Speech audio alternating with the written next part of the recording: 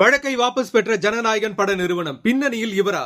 தொடர்ந்து சட்ட போராட்டம் நடத்தினா படத்தோட ரிலீஸ் இன்னும் லேட் ஆகும்னு புரிஞ்சுக்கிட்ட விஜயோட ஜனநாயகன் படத்தோட தயாரிப்பு நிறுவனம் KVN வழக்கை வாபஸ் வாங்கிக்கிறதா முடிவு செய்து அதை வெளிப்படையாகவும் அனௌன்ஸ் பண்ணியிருக்காங்க. அந்த வகையில கோர்ட்ல கேஸ் போடுறதுக்கு பதிலா தணிக்கை வாரியத்தோட மேல்முறையீட்டு குழுவை அணுகுனா 10 அல்லது 20 நாட்களுக்குள்ள தணிக்கை சான்றிதழ் கிடைக்கும் அப்படிங்கிற நம்பிக்கையின் அடிப்படையில தான் KVN நிறுவனம் கேஸை வாபஸ் வாங்கியிருக்காங்களாம். இதுக்கிடையில KVN நிறுவனம் திடீர்னு கேஸை வாபஸ் வாங்கினதோட பின்னணியில இருக்கிறது விஜயோட தீவிர ரசிகர்கள் தானாம். அதாவது சமூக வலைதளங்கள் பெரும்பாலான ரசிகர்கள் என்ன சொல்லியிருக்காங்கன்னா, சட்ட போராட்டத்தை அவாய்ட் பண்ணிட்டு தணிக்கை வாரியத்தோட நடைமுறைகளுக்கு உட்பட்டு எவ்வளவு சீக்கிரம் முடியுமோ அவ்வளவு சீக்கிரம் ஜனநாயகன் படத்தை ரிலீஸ் பண்ணுங்கன்னு கோரிக்கை வச்சிருக்காங்க.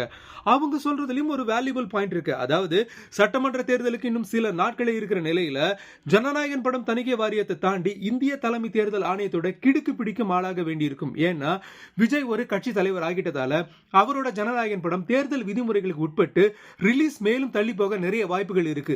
எது எப்படியோ படம் ரிலீஸ் ஆன போதும்பா.